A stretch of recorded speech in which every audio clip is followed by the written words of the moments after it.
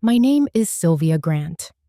I am 68 years old, and for most of my life, I worked as a seamstress in a small coastal town. People used to bring me their wedding dresses and uniforms, the fabric of their memories, and I stitched them together piece by piece. Now, in a quiet way, I am the one trying to stitch myself back together. If you've ever been humiliated by someone you love, stay with me. What happened that night changed everything, and if you find a piece of yourself in my story, don't forget to follow this channel. Sometimes a story like this can remind us that dignity can be reclaimed, no matter the age. It began under crystal chandeliers, the kind that make the whole room sparkle while you slowly shrink inside it. The dockside room was full, 20 guests, laughter bouncing off glass, a birthday dinner for my son, Marcus. He was 35, successful in his own eyes, still my boy in mine. His wife, Lena, sat beside him, her perfume sharp, her voice brighter than the lights. I had dressed carefully that night, a pale blue dress, the same shade Henry, my late husband, once said made my eyes look like summer tides. I wanted to be seen, maybe even appreciated, but I should have known that the kind of pride I felt walking into that restaurant was dangerous. It was somewhere between the dessert menu and the check that everything shifted. The manager had placed the bill discreetly at the end of the table. People reached for their phones, pretending not to notice. Lena looked at me with that tight smile she used when she wanted something. "Your mother's gone. Who's paying?" she said, laughing too loudly, her bracelets clinking like small alarms. The sound of it sliced through the hum of conversation. Marcus laughed, not the gentle, boyish laugh I used to know, but something hollow, designed for the audience watching. "Mom's gone," he said again, repeating her words, his voice echoing through the room. "Who's paying the bill?" The table roared. Someone raised a glass. Someone else whispered, "Is she serious?" I felt the air grow thick, the kind of silence that hums inside your ears. I looked at him, at the face I had loved since he took his first breath, and realized how public cruelty can sound like comedy when the room wants to laugh. I smiled faintly, the way you do when you've learned not to defend yourself in front of strangers. My hands found my purse. Inside it was a small leather wallet, a folded napkin from another dinner long ago, and my old wedding band, the one I still carried out of habit. I felt the cool metal press into my palm. "Excuse me," I said quietly. "I need the restroom." My voice was even. No one noticed the small tremor in my hand as I stood. Chairs scraped. A waiter paused. I walked past them toward the hallway that led not to the restroom, but to the exit. Outside, the night air hit me like salt water. The laughter from inside followed me until the door shut. I stood, under the awning, holding my bag tight, the glow of the restaurant letters reflecting on the wet pavement. For a second, I could see Henry's face in my memory, the way he'd raise an eyebrow when people underestimated me. I whispered to no one, "It's fine." Then I called a taxi. The ride home was quiet. The city lights smeared across the windows like brush strokes. The driver didn't speak, and I was grateful. The silence felt like a door closing behind me. At a red light, I caught my reflection in the glass. Still, older, but not broken. The hum of the engine filled the space where words might have been. I thought about how easy it is for love to turn into something performative, a stage act with an audience. Marcus had learned that from watching others, maybe from watching me too long keep the peace. Lena's laugh would still be echoing in that room, probably explaining to someone how funny it had all been. I wondered if they'd notice I never came back from the restroom. When the taxi stopped, The driver looked at me through the mirror. "You okay, ma'am?" he asked softly. I nodded. "Just tired," I said. But I wasn't just tired. I was done. Inside my house, the stillness welcomed me like an old friend. The clock ticked faintly. The air smelled of lavender from the sachet in my dresser. I placed my bag on the table and looked around at everything I owned, things that had waited patiently for me while I was busy giving away pieces of myself. I took a slow breath. There's a kind of decision that doesn't require words. It happens quietly, in the spine, in the way you start to stand a little straighter. That night, I felt it. The decision wasn't about anger. It was about clarity. I had been treated as a burden for too long. They had mistaken my kindness for weakness.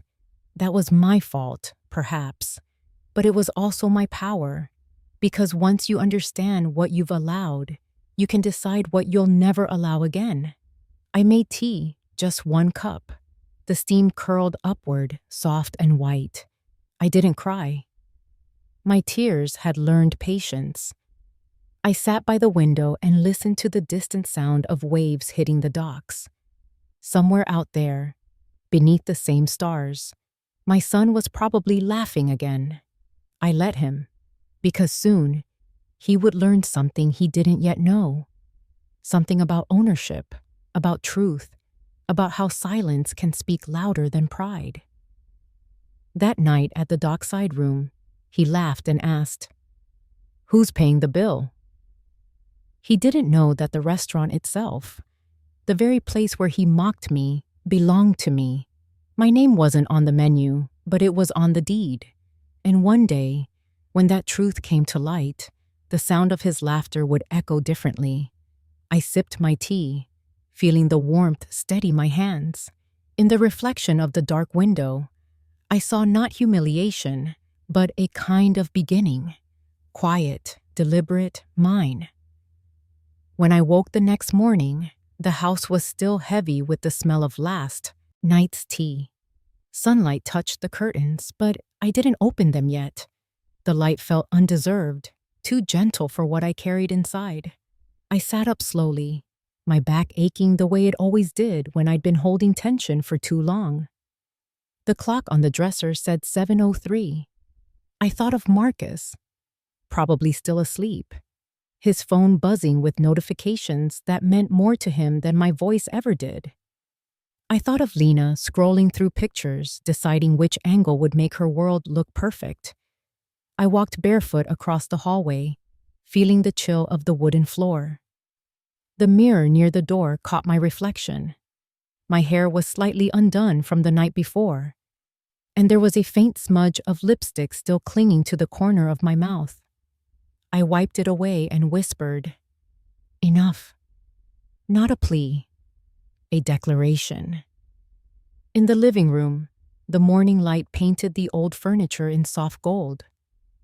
The photo of Henry on the shelf seemed to watch me as I moved toward the cabinet. The safe was hidden behind a stack of fabric rolls, just where I'd left it years ago when I stopped sewing for customers. My fingers found the small key taped to the underside of a drawer. It was cool against my skin. The sound of the key turning in the lock was precise, final. Inside, the safe held things no one else cared about but me. A worn envelope with the first payment I'd ever received from my sewing shop, tied with a string. A letter from Henry, written in the looping handwriting that had faded to brown. A folded stack of bank receipts, some yellowed, some recent. At the bottom lay a folder marked Grant Hospitality LLC. The paper edges had softened with time, but the ink was sharp. I lifted it carefully, the way you hold a secret that has waited patiently for its moment. I spread the documents on the coffee table. The official seal caught the light, a quiet emblem of control. Years ago, before Marcus and Lena began asking for help, I had set up a small company. I didn't fully understand why I did it then. Maybe it was intuition. Maybe it was Henry's voice still echoing in my conscience, reminding me that independence isn't something you lose unless you hand it over. The phone rang once. Marcus. I watched his name glow on the screen. Then I let it fade. I didn't have the strength yet to hear his tone, the one that always mixed charm with condescension. Instead, I reached for the small ledger I had kept in the drawer beside the chair. Each page was a record of the times I'd said yes when I should have said no. Each date, each dollar, each justification. I turned to the last page and ran my finger down the total. It was enough to make a person understand how generosity, unchecked, becomes self-erasure. I folded the ledger closed and placed it beside the folder. 3 suitcases waited by the couch, half-packed from the night before. I had filled them mechanically, almost without thinking. Clothes, photo frames, a few books, the ledger. I looked at the space they occupied and realized it wasn't much. Everything that mattered could fit into 3 worn suitcases. Everything else was replaceable. I made myself a small breakfast, toast and coffee, but the taste didn't stay. The sound of the kettle seemed louder than usual. Outside, a neighbor's car door slammed, and the ordinary world kept going. It was strange how betrayal never stops the morning from coming. By 10 o'clock, Irene knocked gently on my door. She lived across the street, retired nurse, always noticing more than she said. When I opened the door, her eyes searched my face. "You're quiet this morning," she said softly. "I just need to get organized," I answered. She nodded, not prying, only glancing at the suitcases near the wall. "You do what's right for you, Sylvia," she said. "You always help everyone else. Maybe it's time to help yourself." After she left, I sat again by the coffee table. The documents lay like a map of my future. I took a pen and signed a new transfer form I had prepared weeks ago, a step that moved ownership from the holding account to the company entirely. The decision was both simple and irreversible. I wasn't angry anymore. Anger is loud. This was silent, deliberate. By noon, I had placed everything back in the safe except the folder and ledger. I slipped both into my handbag. The sound of the lock clicking shut carried through the room. It felt like the closing of a chapter. I walked out to the porch. The winter air was crisp, the sky bright but cold. I could see the faint line of the ocean in the distance, the same one Henry and I used to walk along on Sundays. For years, I had let that horizon shrink, believing I needed to stay close to what hurt me because it was family. But standing there, I understood something different. Love doesn't require you to shrink. Sometimes it asks you to walk away so the truth can breathe. A small sparrow landed on the railing beside me, tilting its head as if curious about the packed suitcases behind the door. I smiled faintly. "Not yet," I whispered. "Soon." The sun had moved higher when I finally sat down again. I took out the ledger and added one last line beneath the totals. It wasn't a number, just a sentence. No more loans, no more apologies. I drew a line beneath it, steady and sure. The phone buzzed once more. Marcus again. I turned it face down on the table. Some silences are necessary. They teach others to listen. That night, as I prepared for bed, I left the folder on the table in plain sight, the edges catching the lamplight.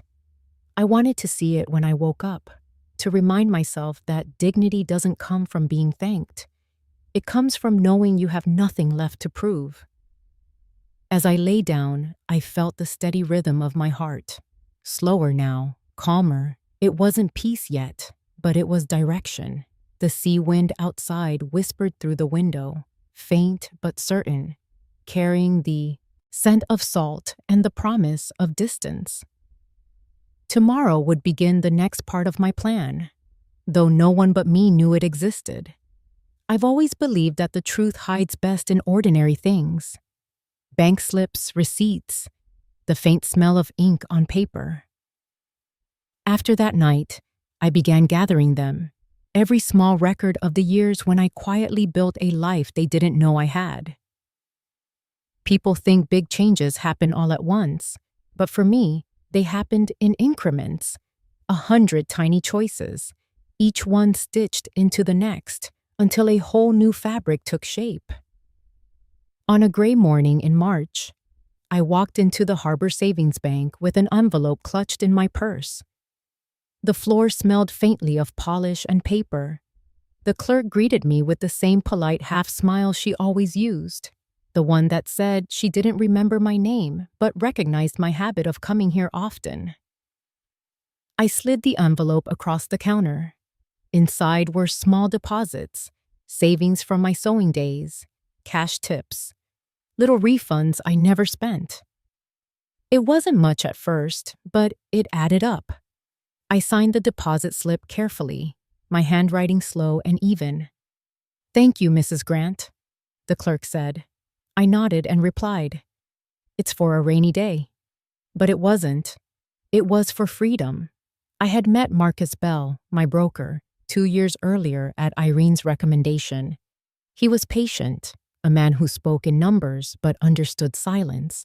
He knew better than to ask too many questions. "You're setting up something for your retirement?" he'd asked when I first opened the account. I smiled. "Something like that." Together we built a small, steady portfolio that looked ordinary on paper. That was the beauty of it. Ordinary things are invisible to those who look only for grand gestures. Through him, I was introduced to Vivian Park, an attorney who specialized in private incorporations. Her office was lined with books that smelled faintly of dust and leather. She looked over her glasses at me and said, "You want anonymity?" I nodded. "Then we'll set it up properly," she said. Grant Hospitality LLC, simple, impersonal, legally sound.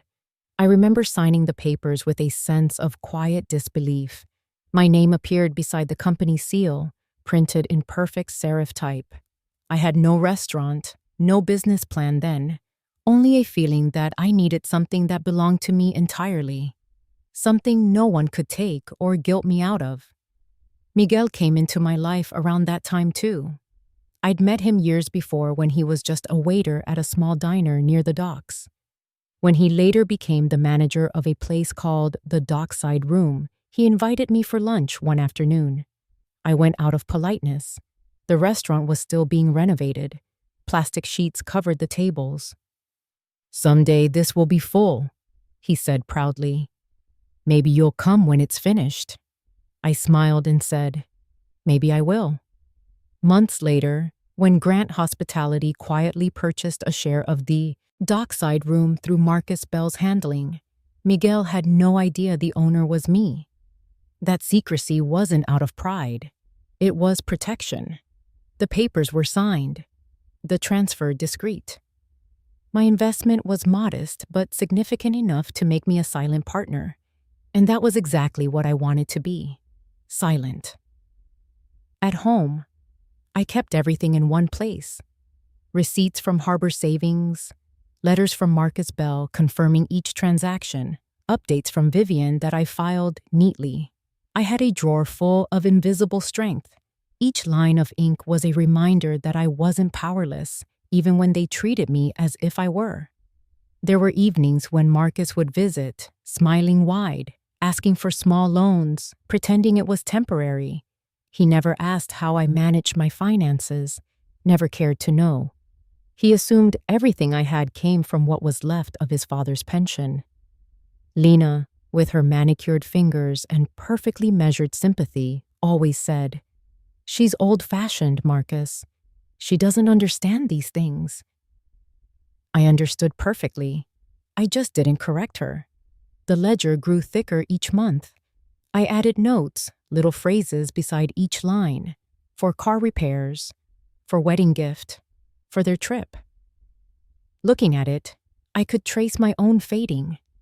The handwriting changed slightly, from steady to smaller, as though I had begun shrinking to fit inside their needs. But alongside those entries, I began another list. Deposits, account transfers, the quiet counterweight to every dollar that left me. My private equilibrium. Irene sometimes saw me returning from the bank and would wave across the fence. "Running errands again?" she'd ask. "Something like that," I'd say. She didn't push further. Some people understand silence without needing translation. I began to notice how calm it felt to sign my name for myself, not for anyone else. Each signature was a thread pulled back toward autonomy.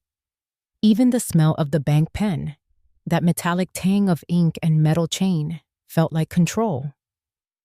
Vivian once called and said, "It's all settled, Mrs. Grant. The LLC is officially yours.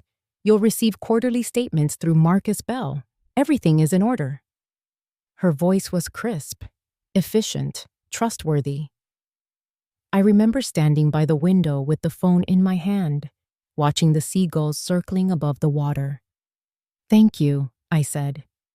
"That's all I wanted. Order."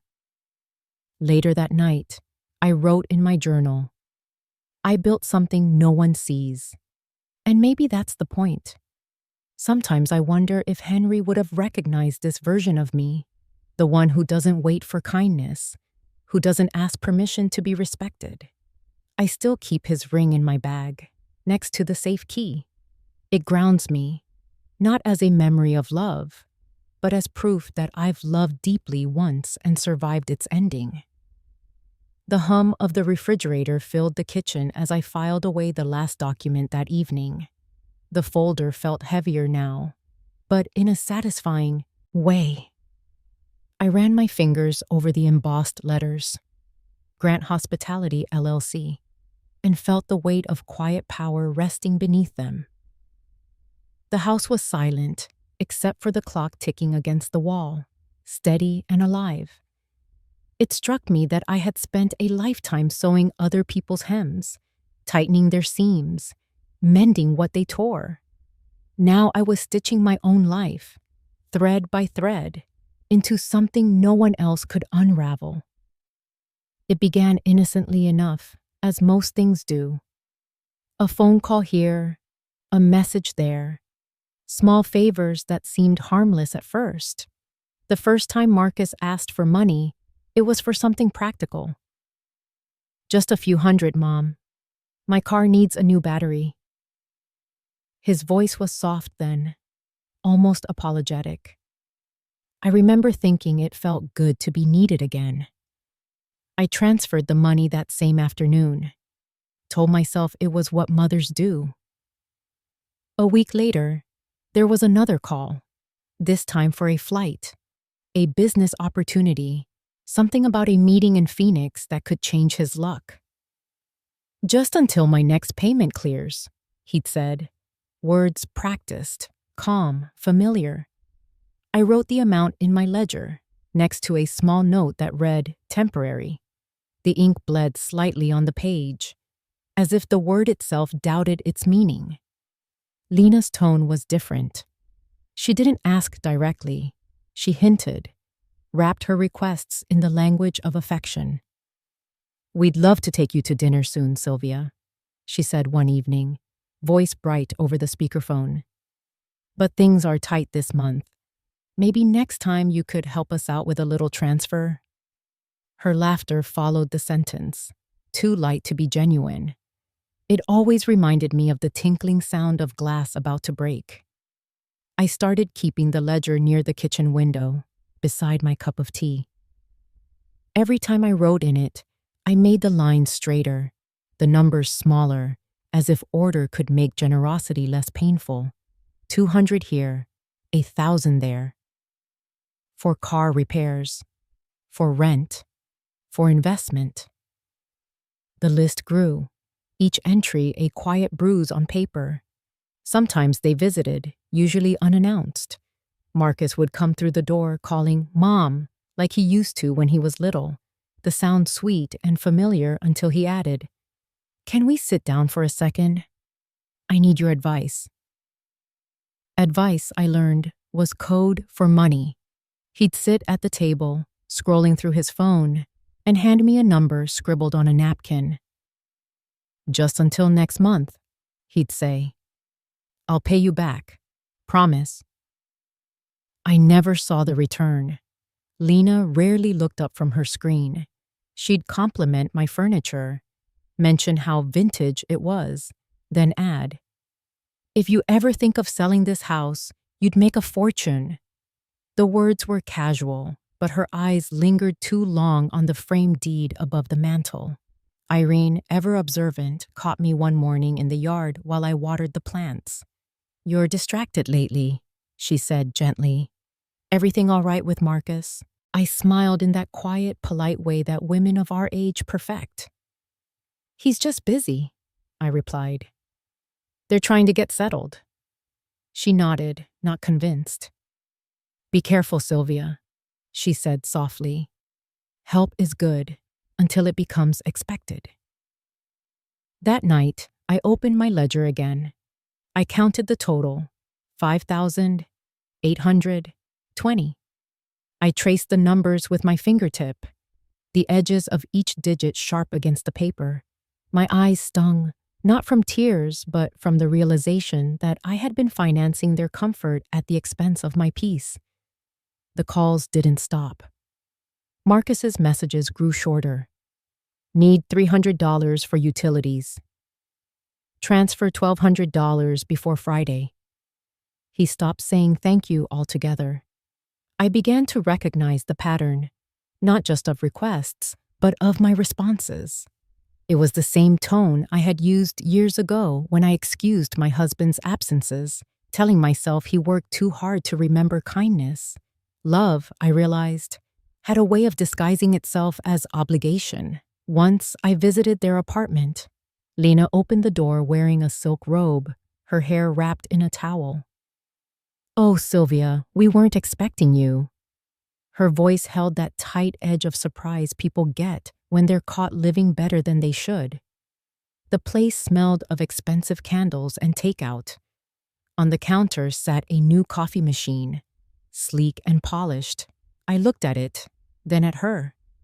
"Nice," I said simply. She smiled too quickly.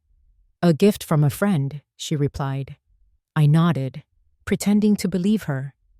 When I got home that evening, I opened the ledger and added a new note beneath the latest entry. "New coffee maker, $450. It wasn't the cost that bothered me. It was the lie. Lies have a weight, and when they come from your own blood, they sink deeper than anger. Lena started sending texts herself after that. "Could you help cover rent? The landlord's impossible. Marcus forgot to ask you. Can you transfer $600? I noticed she never said please. Each message ended with a heart emoji, as though that softened the demand. I began replying later and later, until sometimes I didn't reply at all. Still, the transfers happened. Quiet, automatic, familiar. The last time Marcus visited that month, he didn't sit. He stood near the door, tapping his phone, impatience hanging off him like static. "Mom, I really need it," he said. "It's urgent." His tone had shifted.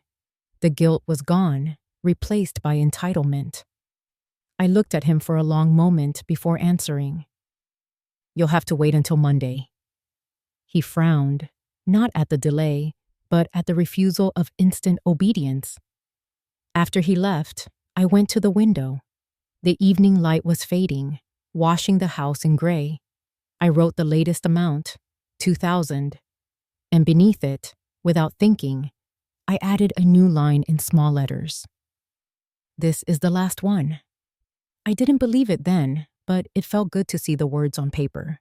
That night, I put the ledger away and sat in the dark, listening to the refrigerator hum and the faint sound of laughter from the house across the street. I wondered if Irene could hear mine too. The silent kind that isn't laughter at all, but the sound of someone finally starting to see. It started with a text message that seemed harmless. "Mom, our building's being fumigated for a few days. Can we crash with you until it's done?" I stared at the message for a long moment, rereading the word crash. It was the kind of word people used for couches and temporary inconvenience, not for respect. I typed back slowly. "Of course." I hit send before I could think twice. When the knock came 2 days later, it wasn't just them. It was them and their luggage. Marcus carried in 2 suitcases and a box labeled essentials. Lena followed, balancing a garment bag and a tray of half-drunk iced coffees. "We didn't want to impose," she said, already brushing past me toward the guest room. "But it's chaos at our place right now." The word chaos was generous. They moved through my home like they owned it. Within an hour, the living room was cluttered with devices charging, shoes kicked off near the door, Lena's cosmetic bag spread across my bathroom counter. She used my shampoo, the expensive one with the lavender scent, and left the cap open. Marcus set up his laptop at the dining table, muttering about work calls, while I tiptoed around my own house. Dinner that evening was quiet in a way that felt sharp. I had cooked roast chicken and potatoes, a meal that once meant comfort. Marcus ate quickly, eyes fixed on his phone. Lena took a picture of her plate before touching it. "The lighting's awful here," she said. "No offense, Sylvia. It's cozy, just not very bright." I smiled faintly, not trusting my voice. After they went to bed, I stood in the kitchen, staring at the dishes piled high. I washed them one by one, the sound of water breaking the silence. The house smelled faintly of their perfume and my own restraint. When I turned off the light, the reflection in the window showed a woman who looked composed but tired, a woman who had become invisible in her own home. The next morning, I woke early. Marcus had left his shoes by the door. Mud streaked across the floor. Lena's robe hung on the chair, her jewelry scattered on the table like forgotten change.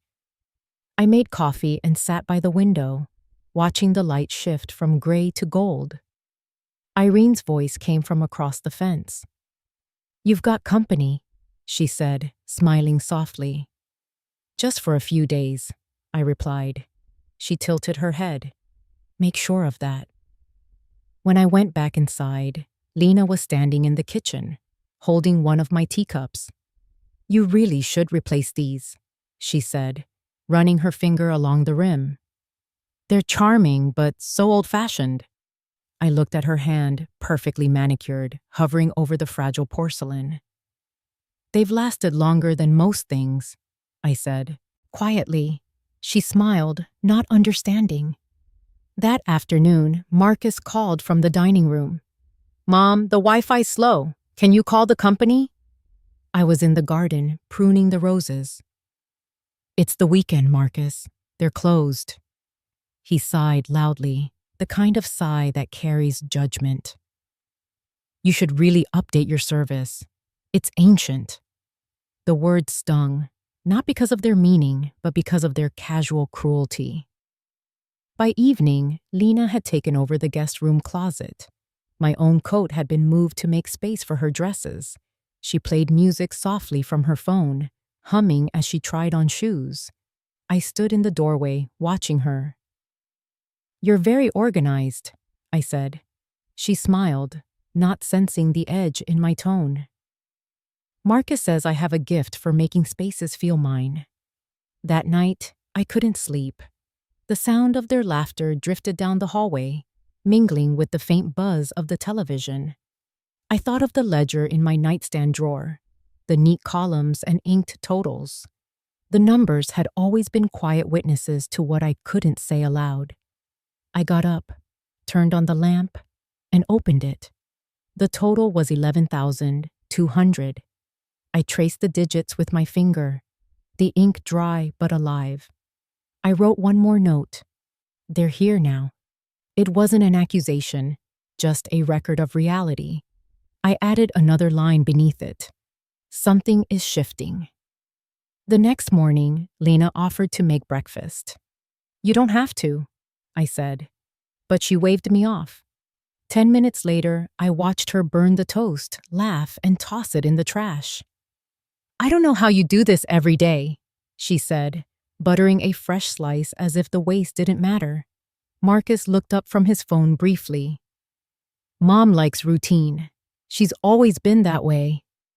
I wanted to ask if he ever wondered why. When Irene dropped by later that afternoon with a jar of jam, she noticed the suitcases in the hall. Still fumigating? She asked casually. Yes, I replied, forcing a smile. A few more days. She glanced at me, reading the truth I didn't say. You're allowed to have peace in your own home, she said softly before leaving. That night, after they went to bed, I walked through each room in the dark, touching the backs of chairs, the cold surface of the table, the handle of the door. The house felt different, smaller somehow. Their laughter echoed faintly down the hall, and I realized it wasn't just noise. It was possession. I stood by the window, the moonlight silvering the floor. Somewhere in the distance, a ship's horn sounded, long and low. I closed my eyes and let its echo wash over me. In that sound, I heard something familiar. Patience, endurance, maybe even warning. When I opened my eyes, I whispered to the empty room. Not for long. The words hung there, soft but certain. The first quiet sign that I was done being small in my own life.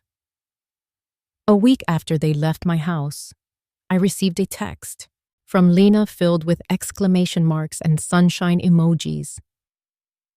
We're finally getting a break. Marcus surprised me with a trip. We'll send photos. I stared at the message, reading it twice before setting the phone down. A break, I thought.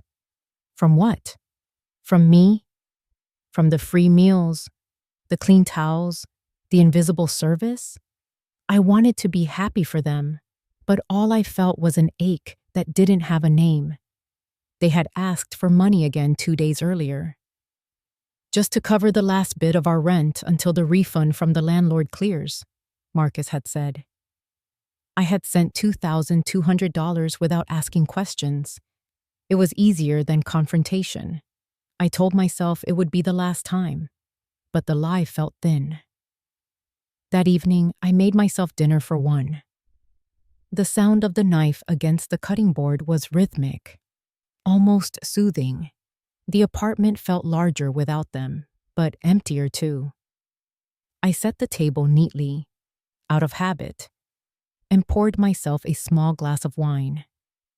I thought about calling Irene, but instead, I opened my phone. There were new pictures from Lena, a beach, champagne flutes, Marcus in sunglasses holding her waist. The caption read, "Finally living a little." The phone buzzed again. Another photo. A view from their hotel balcony. The ocean stretched wide and blue. I turned the screen off, unable to look any longer. My dinner had gone cold. That night, the air felt heavy. I woke around 2, the house silent except for the faint ticking of the clock. My chest ached in a way I didn't understand. At first, I thought it was sadness. But when the pain deepened, spreading toward my shoulder, I realized it wasn't. I sat up slowly, trying to breathe through it. But the dizziness came in waves. By morning, I was sitting in the waiting room of Dr. Patel's clinic. The walls were painted a pale blue, too cheerful for a place built on quiet worry. When he called my name, I stood with effort. He was kind.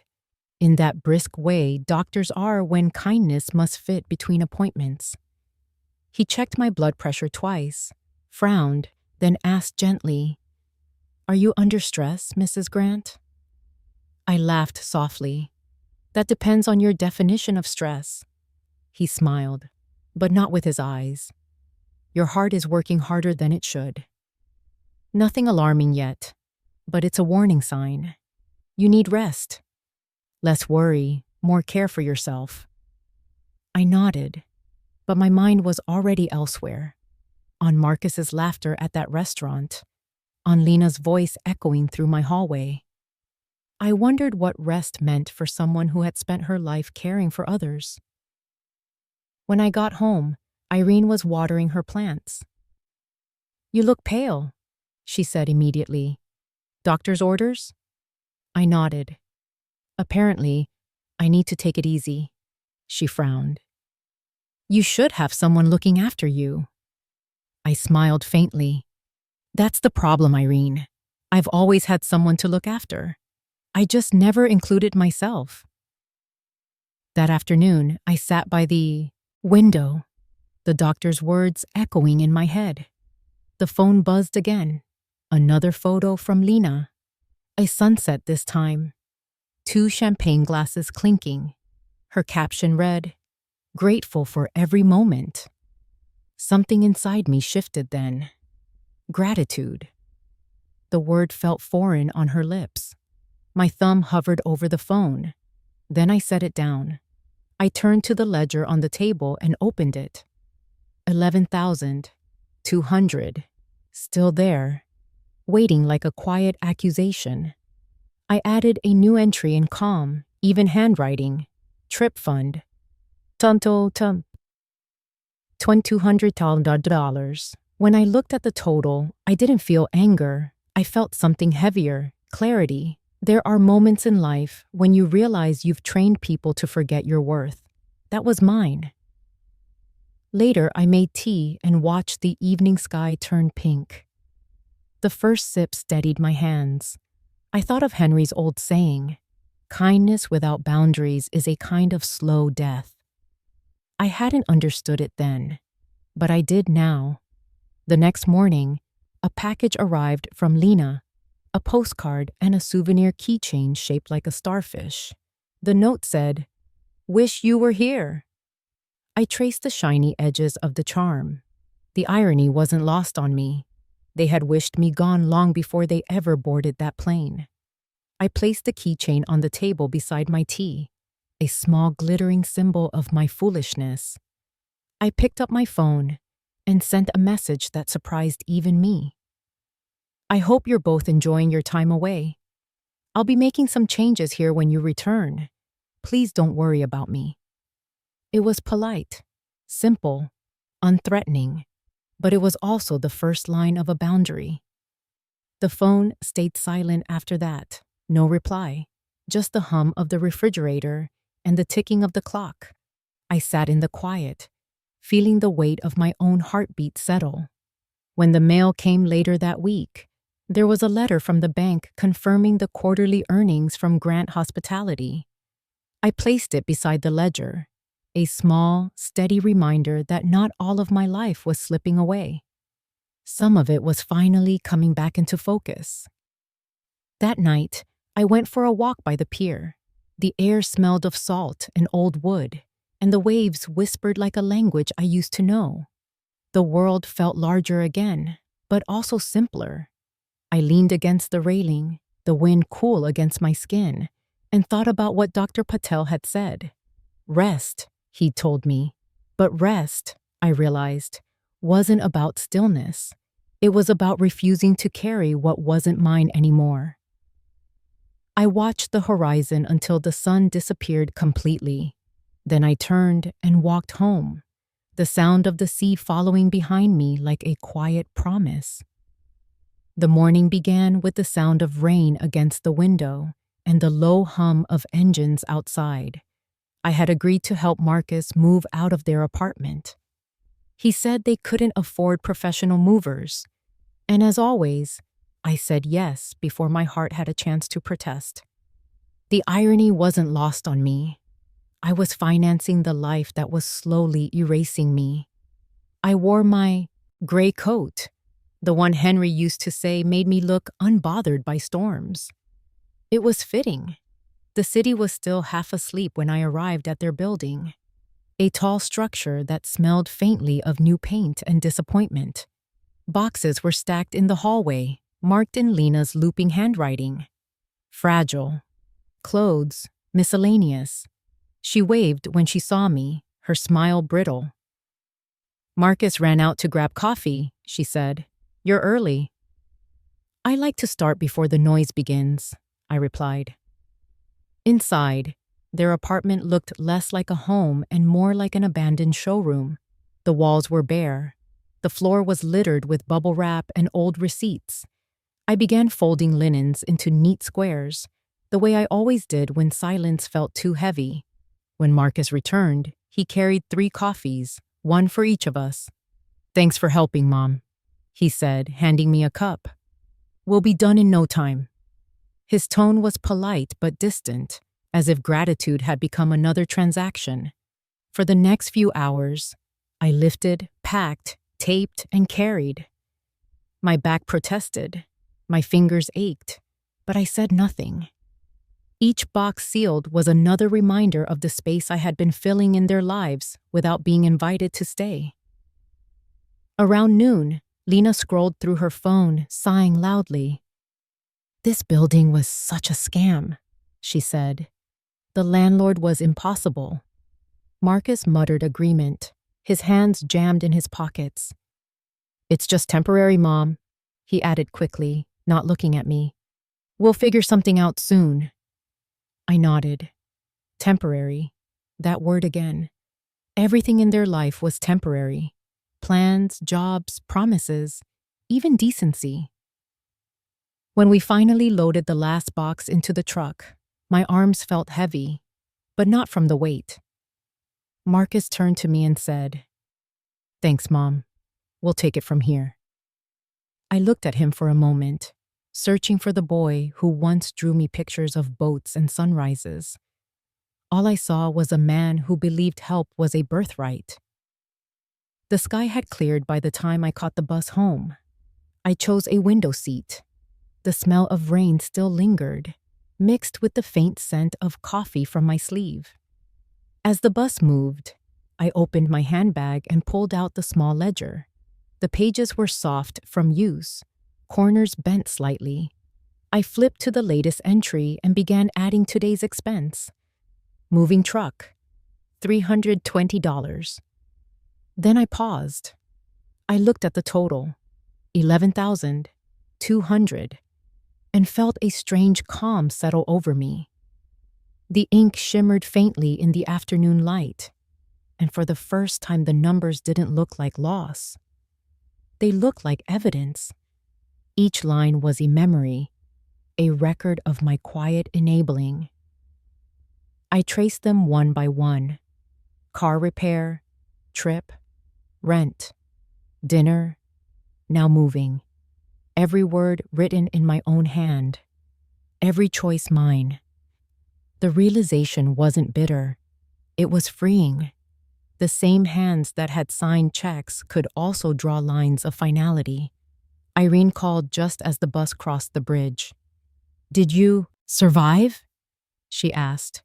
Her voice carried that mix of humor and concern that had become her signature. "Barely," I said, laughing softly. "But I think I learned something." "What's that?" "That exhaustion can be educational," I replied. She chuckled. "Well, you've earned a rest. Don't let them rope you into anything else." "I won't," I promised, though my voice was quieter than conviction. When I got home, the house felt heavier but safer somehow, as if it had been waiting for me to reclaim it. I made tea and placed the ledger on the table, open to the last page.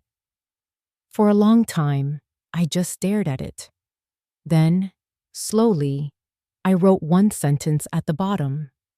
"There is a cost to kindness, but the bill eventually finds its way home." I underlined it once, then closed the book. As evening fell, I sat by the window, the cup of tea cooling beside me.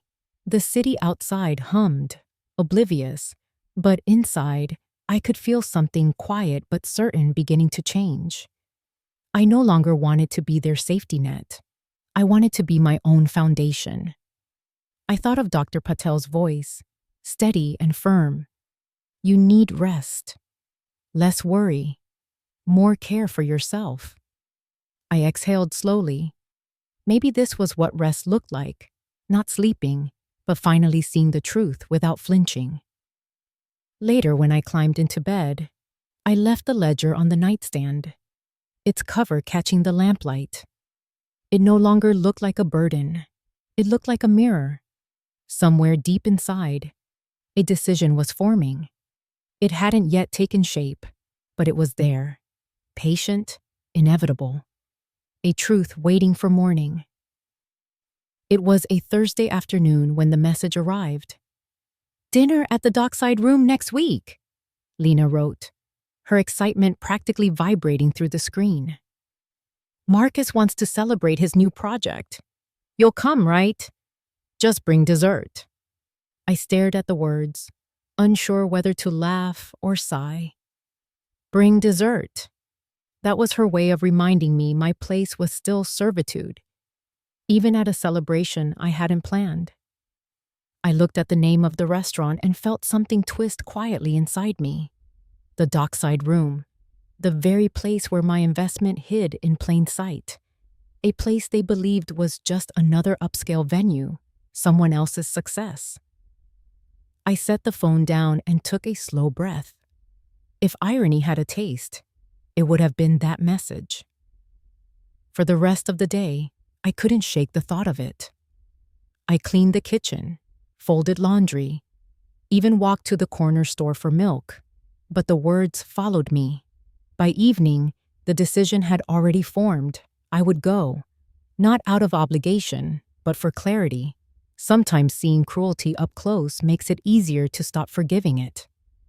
The next morning, I went shopping for a gift, not dessert as requested, but something that felt like me. A small gesture of peace, even if it would be mocked. At a local shop downtown, I found a set of embroidered towels wrapped in pale blue paper. The pattern was delicate, waves and small anchors stitched along the edges. They reminded me of the sea near my old sewing shop and of the steadiness I used to feel when I worked with my hands. The clerk smiled as she wrapped them. "Lovely choice," she said. "They look handmade." I nodded. "They are. The best things usually are." I left the store with the bag in my hand and a strange calmness settling in my chest. At home, I laid out the dress I would wear. It was the same one from the last dinner. The soft blue one Henry once said made me look like the first morning of summer. I pressed it carefully, smoothing every crease. Not for them, but for me. There's a dignity in preparation, even for an undeserving audience. I sat by the window that evening, practicing small lines of conversation in my mind. "It's been a while. You both look happy. Congratulations on the project. Simple, neutral, safe." But beneath the rehearsed politeness, something steadier pulsed, an awareness that this might be the night I stopped playing my role in their story. The phone rang. It was Irene. "You sound different," she said, her voice curious. "Lighter, maybe?" "Do I?" I asked. "Yes," she said, like someone who's about to make a decision. "Maybe I am," I replied. "I've been invited to dinner." "Ah," she said knowingly. "And you're going?" "Yes." "Then go as yourself, Sylvia. Not as their mother, not as their excuse, as yourself." Her words lingered long after the call ended. They wrapped around me like a soft shawl, both comfort and reminder. Over the next few days, I tried not to think about it too much. I busied myself with small chores, dusting, sorting drawers, taking slow walks by the shore. The ocean had a way of steadying me, its rhythm predictable and endless. I wondered if that's why I had always loved it, because unlike people, It never asked for more than you could give. The day of the dinner arrived with a sky brushed in silver clouds.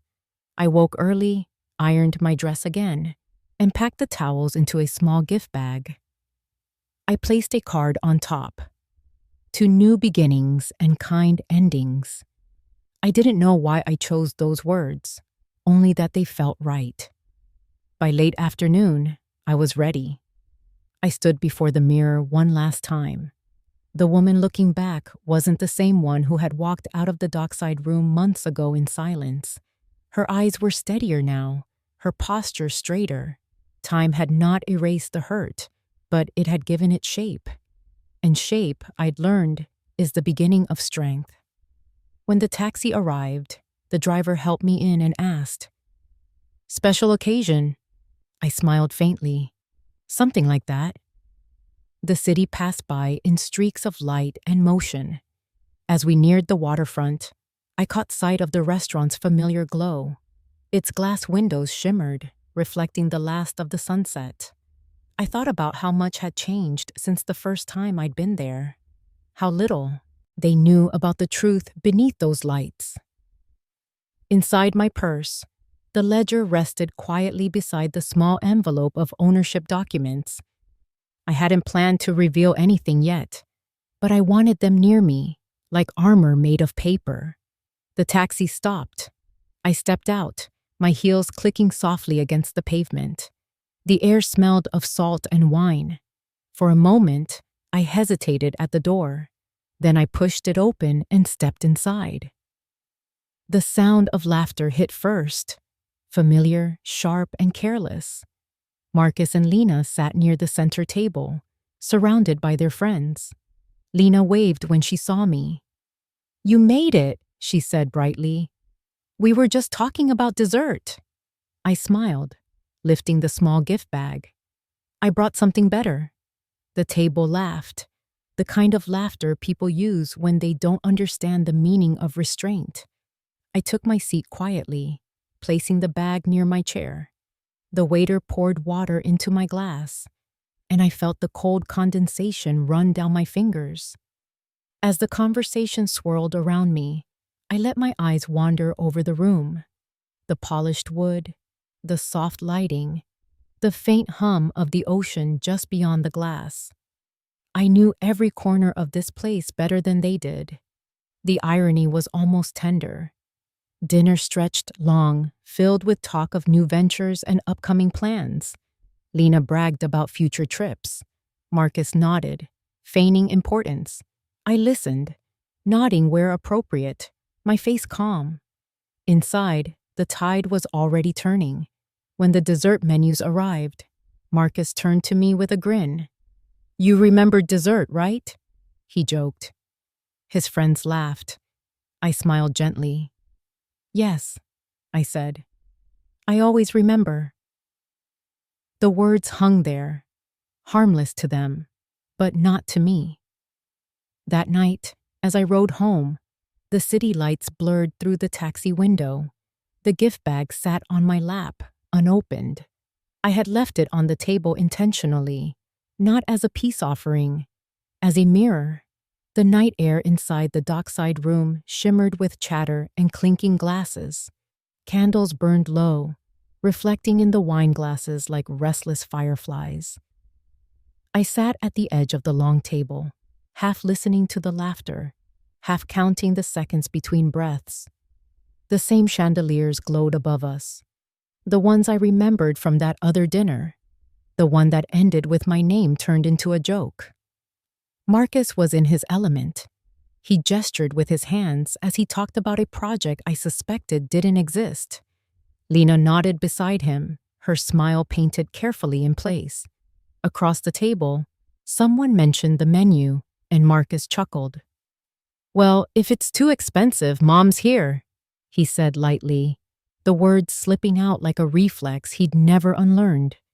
The table laughed. I watched his face, waiting to see if he'd flinch.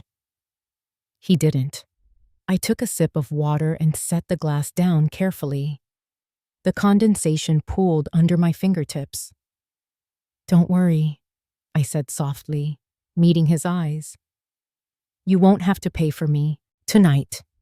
He laughed again, not catching the meaning, and returned to his conversation. Dinner continued. Plates came and went, the talk flowing like wine. I nodded politely, tasted little, said less. The noise blurred around me until it was only the hum of self-importance. Every sound in that room felt like an echo of something I'd already survived. When the waiter placed the check discreetly on the table, the air shifted almost imperceptibly. Lena saw it first. She lifted it between two fingers and glanced toward me. "Oh," she said sweetly. "Should we split this, Sylvia? Or do you want to handle it since you didn't bring dessert?" Her words were light, coated in the sugar of false politeness, but the eyes watching us were sharp. A few guests stifled smirks, others avoided looking altogether. I folded my napkin slowly. "I'm sure you can manage, dear," I said. "You and Marcus have always managed things." Marcus laughed, the sound brittle. "Come on, Mom. Don't make a scene." Something in the room tightened then. Even the waiter hesitated. I could feel Miguel's gaze from across the floor. He was watching, uncertain, his hands fidgeting with a wine opener. I looked down at my hands, steady and calm, and felt the world narrow to a single point of decision. I pushed my chair back quietly. The scrape of it against the floor cut through the laughter. "Excuse me," I said. "I need a moment." Lena rolled her eyes. "You always do," Marcus sighed. "Mom, please, just sit down. It's not that serious." I stood, smoothing the fabric of my dress. "No," I said. "It's exactly that serious." The conversations around us faltered. The sound of silverware paused. I turned and walked toward the back hallway, past the mirrored walls that reflected everyone but me. The soft music played on, indifferent. My heels clicked lightly against the tile, a steady rhythm of retreat. When I reached the doorway, I paused. Miguel stood nearby, pretending to organize receipts. His eyes met mine for a brief second. There was recognition there, something unspoken, almost protective. I nodded once, barely, and he understood enough not to stop me. Outside, the night was cool and briny, the air heavy with salt and the faint scent of rain. I inhaled deeply, the sound of my breath louder than the ocean beyond the pier. Behind me, laughter resumed, muffled through the glass walls. I walked toward the streetlights, each step lighter than the one before. At the curb, I took out my phone and called a taxi. The driver arrived within minutes, an older man with kind eyes. "Rough night?" he asked as I climbed in. "Eye-opening," I said quietly. We drove in silence for a while.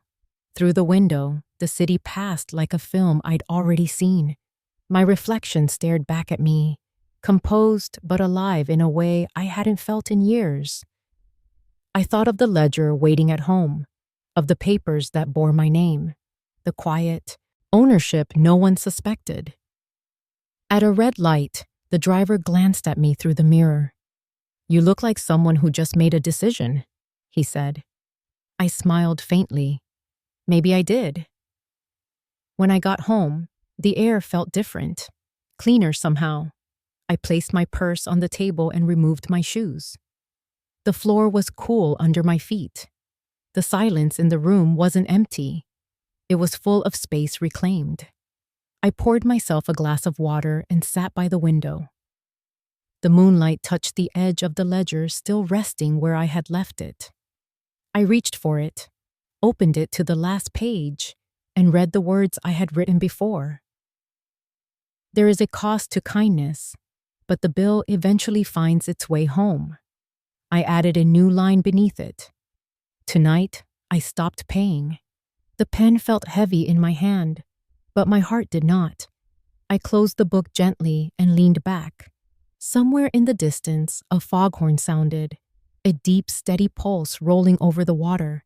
It felt like a signal, a reminder that I was still here, still moving forward.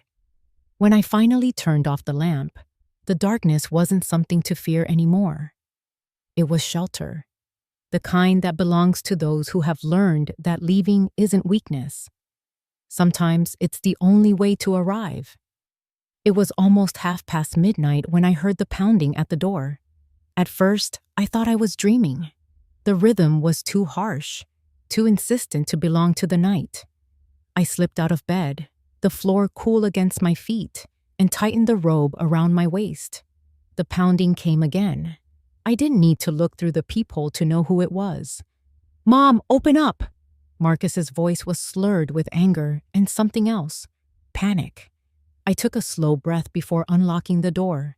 He stumbled in before I could speak. His hair was disheveled, his shirt half untucked, his eyes blazing. "What was that tonight?" he demanded. "You embarrassed me in front of everyone."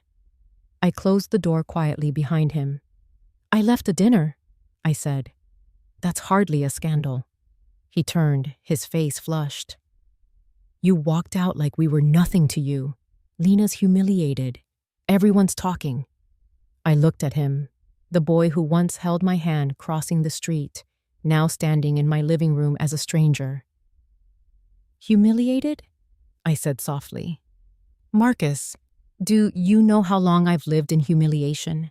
How many times I've sat through dinners like that one, pretending I didn't hear the tone in your voice?" He waved a hand, dismissing me. "Oh, don't start that guilt stuff. You've always been dramatic." The calm inside me felt like a shield. "You came here to yell," I said. "You might as well finish." He paced the floor, muttering. "You think walking away makes you strong? You think ignoring me teaches me something? You've never been there when it mattered." The words landed like dull stones, not sharp enough to wound anymore. "I've been there every time you called," I said, quietly. "You just stopped noticing." He turned then, his voice rising. "We're family. Families help each other." "Help?" I said, stepping closer. "You've mistaken help for servitude. I gave you everything I had. Time, money, my peace. And you spent it like loose change." He stopped moving. The silence between us stretched. For the first time in years, he didn't have a ready response. On the table behind me sat the folder I had placed there earlier that evening. The papers glowed faintly under the lamplight. I reached for it and set it down in front of him. "You might as well know," I said. "I sold the house last month." His head jerked up. "What?" "The house," I repeated evenly. "It's no longer mine. The proceeds were split, partly donated, partly secured for me." He blinked, uncomprehending. "You can't be serious. This is our family home." I met his gaze. "It was mine, Marcus. You never bought it. You never paid the taxes. You just used the address." He opened the folder with trembling hands. The documents were neatly stacked: proof of sale, a letter of transfer, and a copy of the donation receipt to a women's shelter near the harbor. At the bottom of the pile lay the ledger. He flipped through it quickly, eyes widening as he reached the final pages. The total stared back at him, stark and undeniable. "You kept track?" he whispered. "I kept record," I said. "It's not the same thing." He looked at me then, something cracking beneath the anger. "You think this fixes anything? You think giving away everything makes you noble?" "I think it makes me free," I said simply. For a moment, he said nothing. His breath came in uneven bursts. "Where will you go?" he asked finally, the words soft, almost childlike. "That's not for you to worry about," I said. "But you should start worrying about yourself. The two of you have 2 weeks to collect anything you've left here. After that, I'm gone." He stared at me as if I'd spoken a language he couldn't translate. Then the anger returned. You can't just walk away from your family. I already did, I said. Tonight. The words hung between us, quiet and final. He slammed the folder shut, the sound echoing through the small room. You'll regret this, he hissed. I met his eyes, calm and steady. No, Marcus, you will. He stood there a moment longer, chest heaving, and then he turned, snatched his coat from the chair, and stormed out. The door rattled behind him, but the house didn't shake. It stood still, solid, like me. I locked the door and leaned against it, breathing slowly. The echo of his footsteps faded down the path, leaving only the whisper of the wind against the windows. I looked at the folder still lying on the table, the papers slightly askew. My hand hovered over them for a moment before I straightened them neatly. I turned off the lamp and walked to the window. The street outside was empty, washed pale by moonlight. Somewhere far off, a train passed, its distant whistle low and mournful. I felt no sadness, only the strange, steady calm of inevitability. In the kitchen, I filled a glass of water and took a long sip. My reflection in the dark window looked different. Older, yes, but also lighter, as if something invisible had finally been set down. I whispered into the quiet. It's done. The words were simple, but they filled the room with peace. For the first time in years, I slept without dreaming. I left before sunrise. The sky was still bruised with shades of violet and ash when I locked the door for the last time. The house looked smaller in the pale light, stripped of everything that had once made it warm. I stood on the porch a moment longer, holding the handle of my suitcase, breathing in the smell of wet cedar and salt. The air was sharp, clean, uncompromising. I whispered a soft goodbye, though there was no one left to hear it. The taxi dropped me at the bus station downtown. The building was quiet, the vending machines humming like half-asleep companions. I bought a ticket to Seabrook, a coastal town I remembered visiting with Henry many years ago. I didn't have a plan beyond that. I just knew I needed the distance, enough space for silence to become healing instead of punishment. The bus smelled faintly of coffee and worn leather. I chose a seat by the window, near the middle. The glass was cool against my palm. Outside, the city was still waking, shop owners rolling up shutters, a man sweeping the sidewalk, a stray dog trotting across an empty intersection.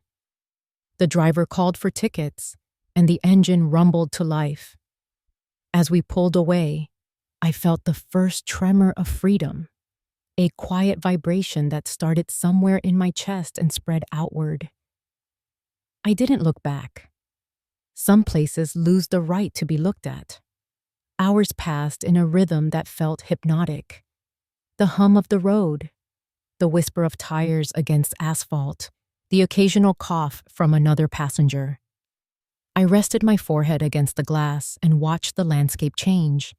Gray buildings giving way to fields, then to long stretches of pine. It was somewhere near the halfway mark when she sat down beside me, a young woman with a toddler on her lap. Her hair was tied back loosely, and her eyes carried the weary calm of someone who's learned to endure. The child reached for the toy she held, a small stuffed rabbit with one ear missing. "Sorry," she said, smiling apologetically. "He doesn't understand personal space yet." "It's all right," I said. My voice sounded softer than I expected. She adjusted the blanket around him and asked, "Headed far?" "Seabrook," I answered. "You?" "Same," she said, starting over. The phrase hung between us, starting over. It felt like an echo from somewhere inside me. I nodded, unsure if I should say more. After a while, the baby started fussing, and she pulled out a sandwich wrapped in paper. She took a small bite, then tore a piece off and handed it to me. "You should eat something," she said. "You look tired." I hesitated. "I'm fine, really." "Please," she said, "it helps." Her kindness was simple, uncalculated. I took the sandwich and held it for a moment before taking a bite. It was plain, just bread and cheese, but it tasted like something I hadn't felt in a long time: care. "Thank you," I said quietly. She smiled. "People should look out for each other." We didn't talk much after that. The child eventually fell asleep, his small hand resting against my arm. The warmth of it brought tears I didn't expect. I looked out the window quickly, pretending to focus on the scenery, but the emotion sat heavy in my throat. When the bus stopped for a break at a roadside cafe, she stood and stretched. "We'll grab some water," she said. "Want anything?" I shook my head. "No, thank you." She smiled and stepped off the bus.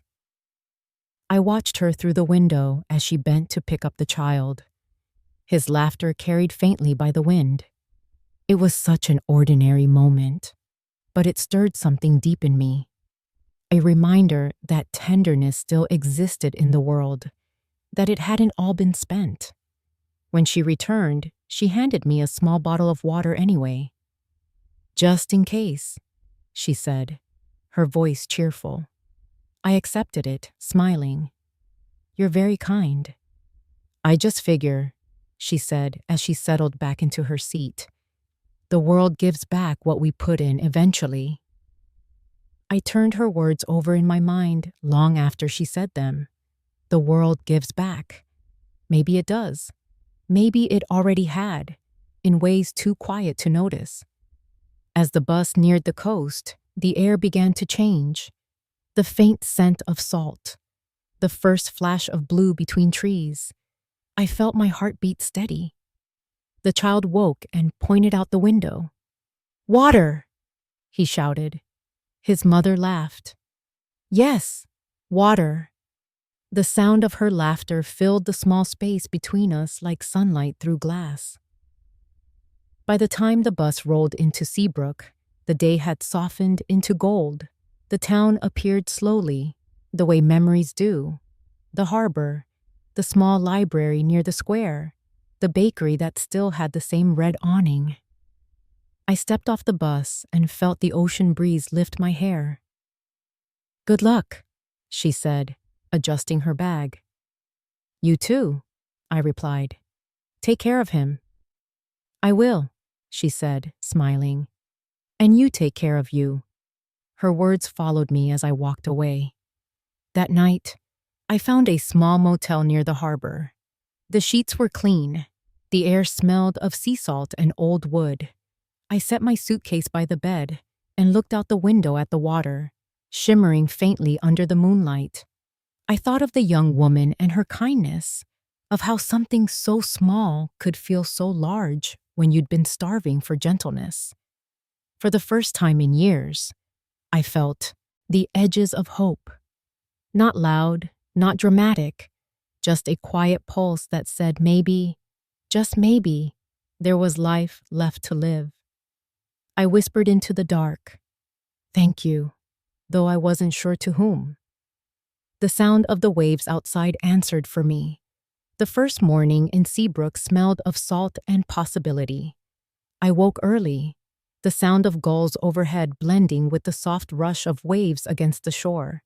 The motel room was small but bright, its single window facing the sea.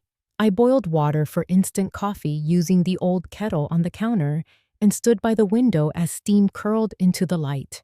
It felt strange, almost luxurious, to wake up without fear of the phone ringing. By mid-morning, I walked into town. Seabrook wasn't big. Just a handful of streets stitched together by cafes, antique shops, and small bookstores with handwritten signs taped to the glass. One caught my eye. "Help wanted. Part-time clerk." The letters were neat, looped with care. Inside, the shop smelled of dust, paper and something floral. Books were stacked in uneven towers that looked precarious but deliberate. Behind the counter stood a woman in her 50s with silver-streaked hair and kind eyes. "Morning," she said. "Looking for something to read?" "Maybe," I said, smiling faintly. "Or maybe a place to belong for a while." Her smile deepened. "That's a better reason than most people come in with." She extended her hand. "Amelia Ross, owner, clerk, and occasional philosopher." I shook her hand. "Sylvia Grant, former seamstress, occasional wanderer." She laughed softly. "Well, the sign out front wasn't lying. I could use another pair of hands. You good with people?" "I used to be," I said. "I'm learning again." That afternoon, I started. The work was simple but satisfying: stacking returns, cataloging paperbacks, dusting shelves, and occasionally recommending a title when someone lingered too long by the same author. I liked the rhythm of it, the small sounds of pages turning, the bell above the door, Amelia's steady voice humming along to old songs from the radio. After closing, she offered me tea at the back table. "You're settling in well," she said. "You've got that calm energy people trust." I smiled. "Maybe it's just quiet energy." She studied me for a moment. "Quiet doesn't mean empty, Sylvia. Sometimes it means full of things that don't need explaining." Her words stayed with me. Over the next few weeks, I began to build a new kind of life. I rented a small apartment above a bakery, its windows overlooking the harbor. The landlord, a retired fisherman named Joe, brought fresh bread every Sunday as part of the lease. I spent my mornings at the bookstore, my afternoons walking along the docks. I didn't talk much, but people started recognizing me, the woman who always carried a book and looked like she was finally learning to rest. One evening, Amelia invited me to join her reading group. "It's nothing fancy," she said. "Just a few of us who like stories more than small talk." We met in the back of the shop after closing. Candles flickered in old glass jars as people read aloud passages that moved them. When it was my turn, I opened a small notebook and read a poem I had written years ago, long before I'd learned what it meant. It went, "Kindness is not debt, and silence is not surrender. The sea remembers what we throw away." The room was quiet when I finished. Amelia reached across the table and placed her hand over mine. "That's beautiful," she said. "Did you write it?" "Yes," I said softly. "A lifetime ago." The next day, she asked if I'd like to volunteer at the harbor shelter on weekends. "They always need hands," she said, "and you'd be good at reminding people they still matter." So I did. The shelter was part of the donation I'd made after selling the house. They didn't know that, of course. I didn't tell them. It wasn't about recognition. It was about restoration, building something I could believe in. Every Saturday evening, I served meals, folded blankets, listened to stories that reminded me pain had many shapes, but the same desire, to be seen. One of the women there, a young mother named Grace, reminded me of the woman from the bus. She had that same quiet strength. "You've got kind eyes," she told me once. "Like you've been hurt, but still root for the world." Maybe she was right.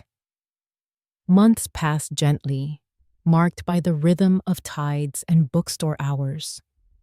I began writing again in the evenings, small notes, reflections, things I'd learned from silence. The pages filled with thoughts that felt like seeds. Forgiveness isn't forgetting.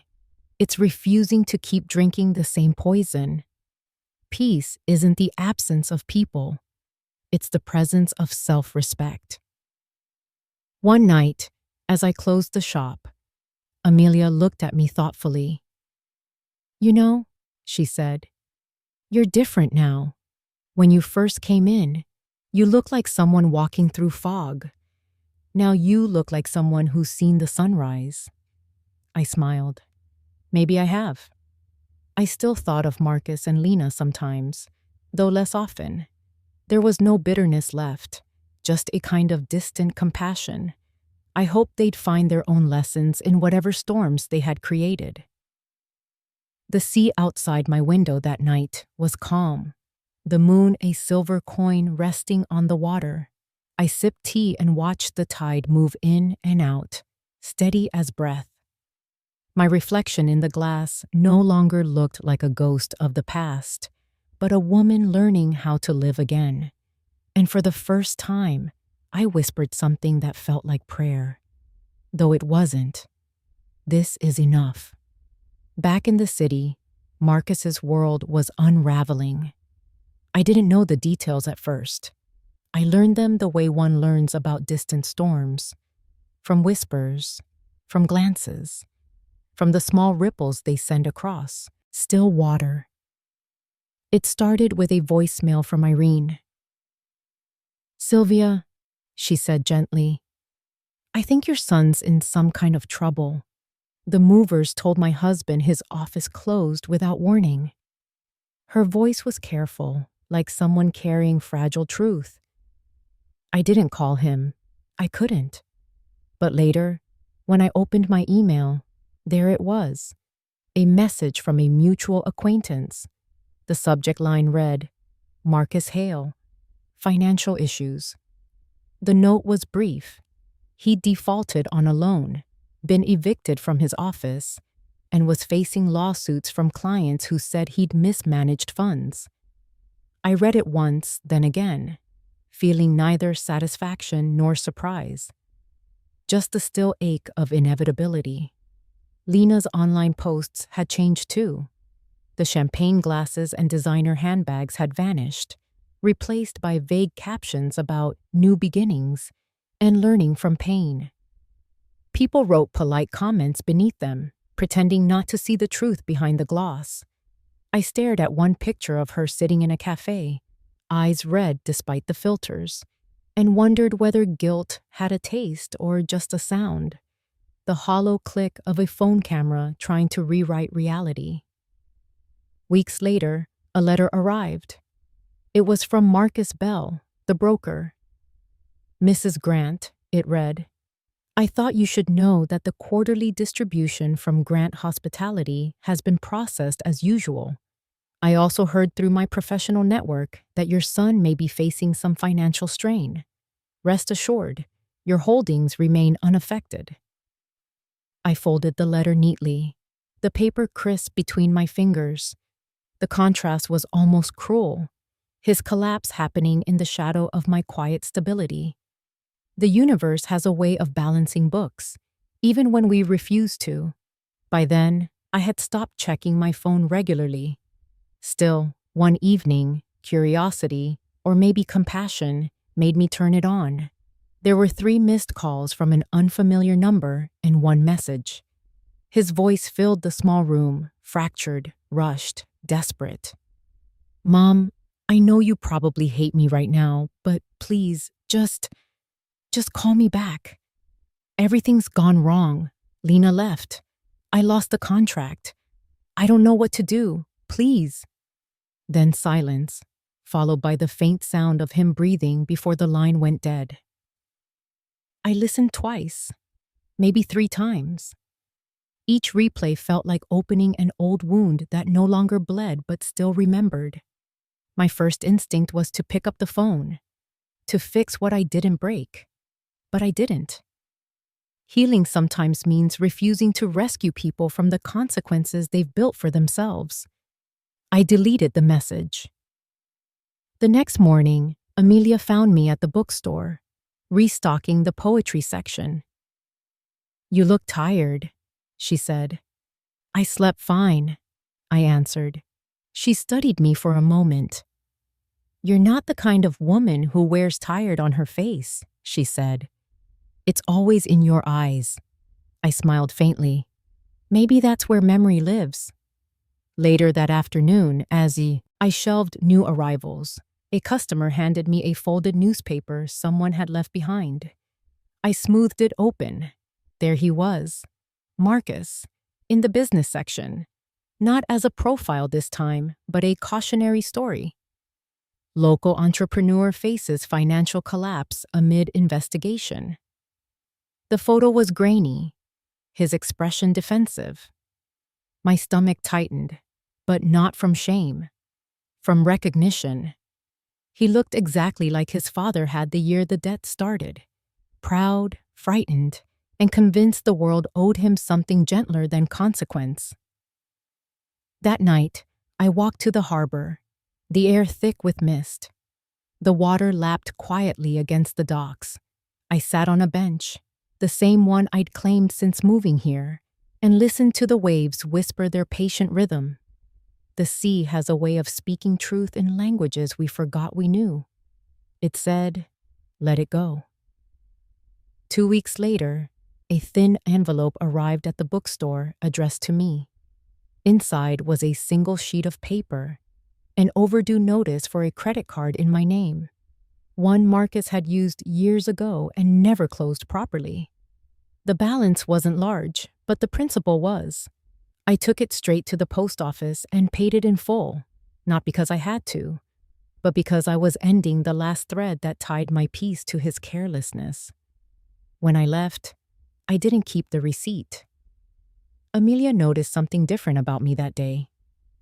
"You're lighter," she said, handing me a cup of tea. "Maybe," I said. "Or maybe I've just stopped caring what isn't mine." She nodded. "That's the hardest kind of freedom, you know, the quiet kind." At the shelter that weekend, I found myself watching a young man help serve soup, his movements shy but sincere. He reminded me of Marcus before pride had learned his name. I asked him how long he'd been volunteering. "A few weeks," he said. "My mom told me I needed to do something that made me useful again." I smiled, the kind of smile that holds both warmth and ache. "Listen to her," I said. "She's right." As he moved on, I thought about how life keeps looping its lessons until we finally understand them. Later that night, I returned home to a message from Irene. "He's asking about you," she said softly. "Marcus says he wants to find you." I stood by the window, the sea outside shimmering under the moonlight. I didn't reply immediately. Some forgiveness needs preparation, and mine needed boundaries. But I knew, even as the tide rose and fell, that our paths weren't finished crossing. I could feel it in the stillness, the quiet before a conversation that might heal or break whatever remained. The world outside the glass felt calm. Inside me, something steadier than fear began to take its place. It was a Sunday morning when he found me. I was arranging a new display at the bookstore, old hardcovers and a vase of dried lavender, when the bell above the door chimed. I didn't look up right away. The sound was ordinary, part of the rhythm of the day. But then I heard a voice I hadn't heard in months. "Mom?" My hands froze on the book I was holding. Slowly, I turned. Marcus stood just inside the doorway, thinner than I remembered, his clothes slightly rumpled, his eyes hollowed by weeks of exhaustion. For a moment, I thought I was looking at a ghost, someone half-finished, half-redeemed. "Marcus," I said softly. My voice didn't tremble.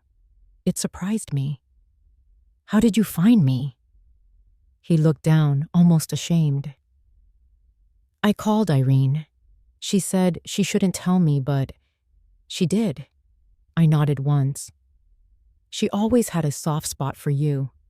He glanced around the shop, his hands in his pockets, the way he used to when he was a boy pretending not to be scared. "You work here?" "I do." His mouth twitched, not quite a smile. It suits you. Does it? Yeah, he said quietly. Peaceful. We stood in the soft light filtering through the front window. Amelia appeared from the back, took one look at him, then at me, and understood without words. I'll close up early, she said gently, slipping out the side door and locking it behind her. The silence that followed wasn't awkward. It was heavy with everything we hadn't said. I'm sorry, he said finally. His voice cracked a little. I know that's not enough, but I don't know where else to start. I gestured toward a chair by the window. Then sit. Start there. He obeyed, lowering himself into the seat like a man twice his age.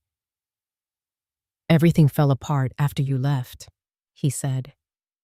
The business, the apartment, Lena, all of it. I thought I could fix it, but I just kept making things worse. I listened, my hands folded in my lap. Why did you come here, Marcus? He hesitated. Because I needed to tell you I was wrong. About everything. About the way I treated you. About thinking you owed me anything. His voice broke. I didn't understand what you were trying to teach me. What do you think I was trying to teach you? He looked at me, his eyes red. That love isn't money. That help isn't supposed to last forever. I nodded slowly. You learned it the hard way. He laughed bitterly. I did. I'm working again. At a construction company in town. It's not glamorous, but it's honest. I'm trying, Mom.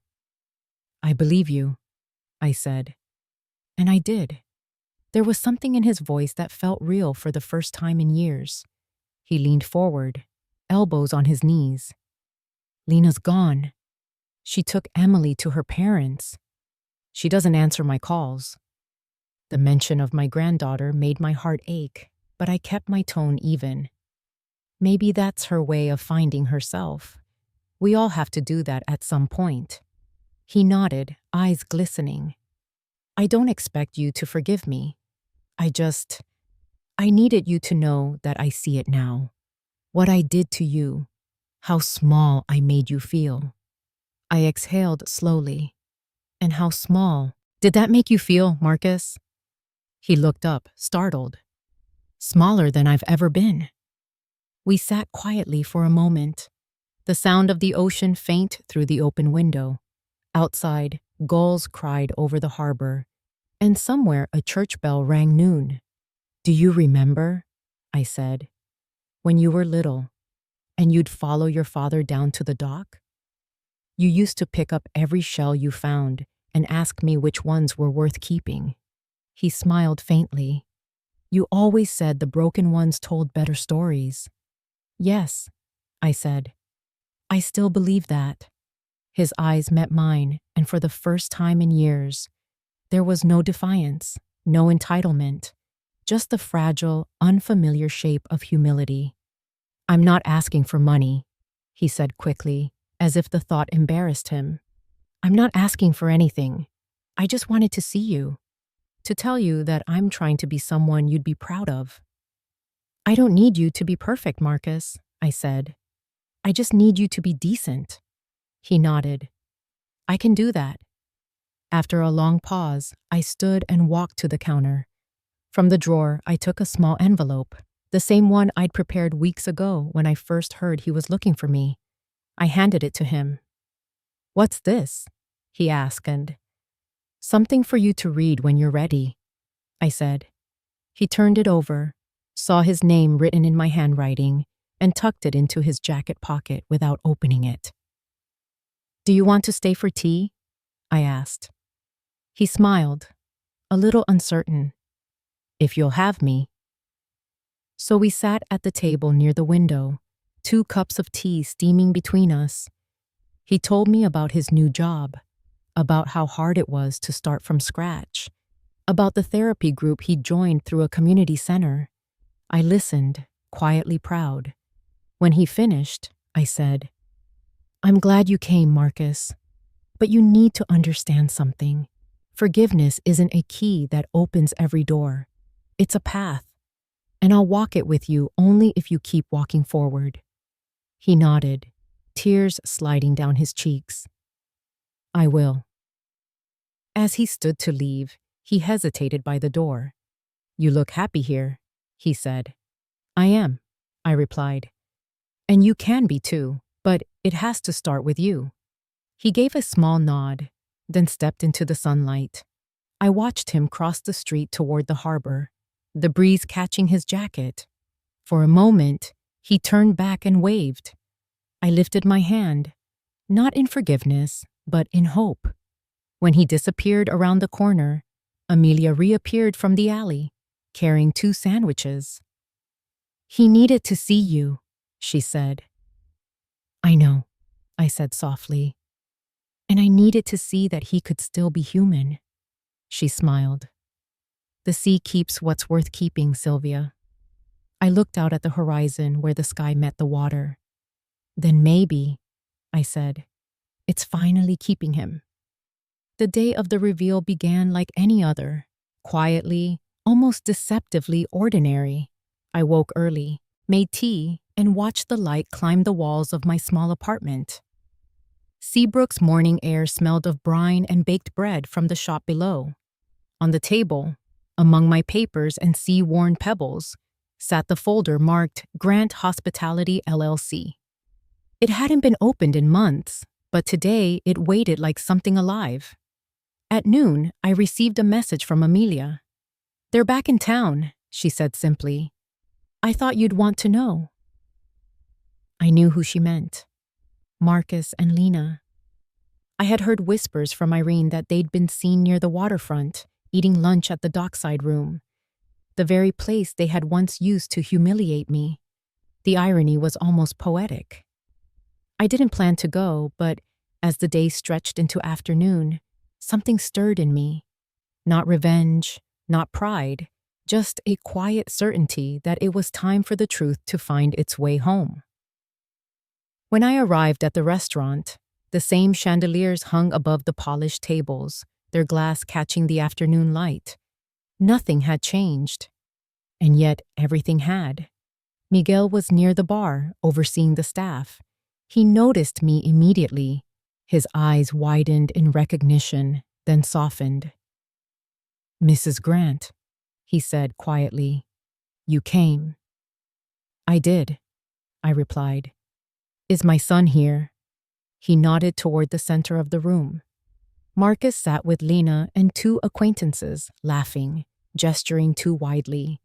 The kind of laughter people use to convince themselves they're fine. Miguel hesitated. "Do you want me to let them know you're here?" I shook my head. "No, not yet." I took a seat near the window, half hidden by the curve of the wall. I watched as they ordered, ate, and spoke with the easy arrogance of people certain of their position. Every detail felt like an echo of that night. The glasses, the tablecloths, the way Lena leaned close when she wanted attention. When the check arrived, I could almost predict the conversation before it happened. Lena picked it up, frowned, and laughed. "You've got this one, right, Marcus?" He grinned. "I think I've earned a free lunch." Lena rolled her eyes, jokingly dramatic.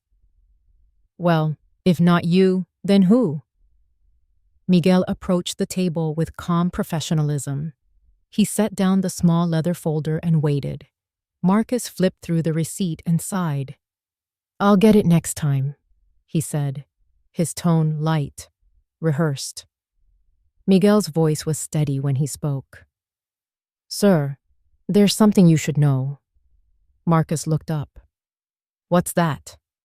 "The dockside room," Miguel said, glancing briefly in my direction, "is owned by your mother." For a second, no one moved. The words hung in the air, slicing through the noise of the restaurant like a bell tolling underwater. Marcus blinked. "What?" "Mrs. Sylvia Grant," Miguel continued, his voice carrying just enough for those nearby to hear, "is the registered owner of Grant Hospitality LLC. which holds full controlling interest in this establishment. The silence that followed was absolute. Even the background music seemed to falter. Lena's fork clattered softly against her plate. "What is he talking about?" she whispered. Miguel didn't flinch. "It's been that way for over a year." I saw Marcus's face drain of color. He turned in his chair, eyes scanning the room until they found me. Our gazes met across the space that used to separate shame from dignity. I didn't look away. He stood, his napkin falling from his lap, and walked slowly toward me. The room watched in hushed awe. "Mom," he said quietly, "is that true?" "It is," I said. My voice was calm, unhurried. "The business you once used to humiliate me belongs to me. I invested in it years ago, quietly. You just never asked." His lips parted, but no words came. Around us, whispers rose, soft and uncertain. Someone reached for a phone. Someone else pretended not to stare. Lena's face had gone pale.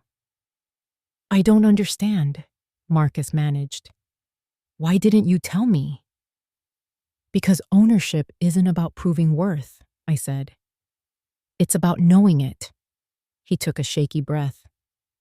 "Did you plan this?" "No," I said. "But life has its own sense of symmetry." He looked at Miguel, who stood with quiet dignity beside us. "You knew." Miguel nodded. "I did. She trusted me with the truth. I kept it until it needed to be spoken." Marcus turned back to me, eyes glistening. "I was awful to you." "Yes," I said softly. "You were. And this is how you get even?" I shook my head. "No, Marcus. This isn't revenge. This is balance." He swallowed hard, glancing toward the room full of people watching him crumble under the same lights that once illuminated my humiliation. "What do I do now?" he asked, voice small, stripped of bravado. "You start over," I said simply. "With honesty, with humility, maybe one day, with grace." Lena stood slowly, her voice barely audible. "I'm sorry," she whispered. "I know," I said. "And I hope you find a life that doesn't depend on breaking someone else's." The manager in Miguel seemed to resurface then. He cleared his throat and addressed the guests, his tone measured. "Ladies and gentlemen, please enjoy your afternoon. Lunch is on the house today." A murmur rippled through the crowd, and the tension began to ease. Marcus looked at me one last time. "I don't deserve your forgiveness." "Maybe not yet," I said. "But forgiveness isn't given, it's earned. And I'm willing to see if you can." He nodded, tears in his eyes, then turned and walked out. The door closed softly behind him. I remained seated as the restaurant resumed its rhythm.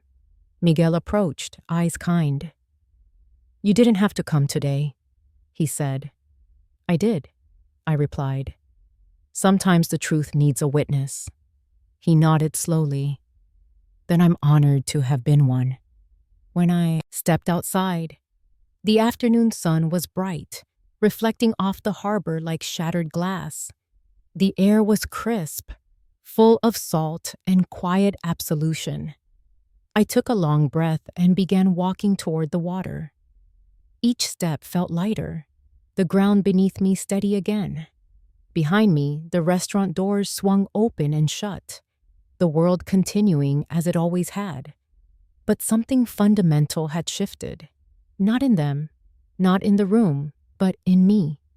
For the first time in years, I felt whole. The weeks that followed felt softer, like the air itself had exhaled.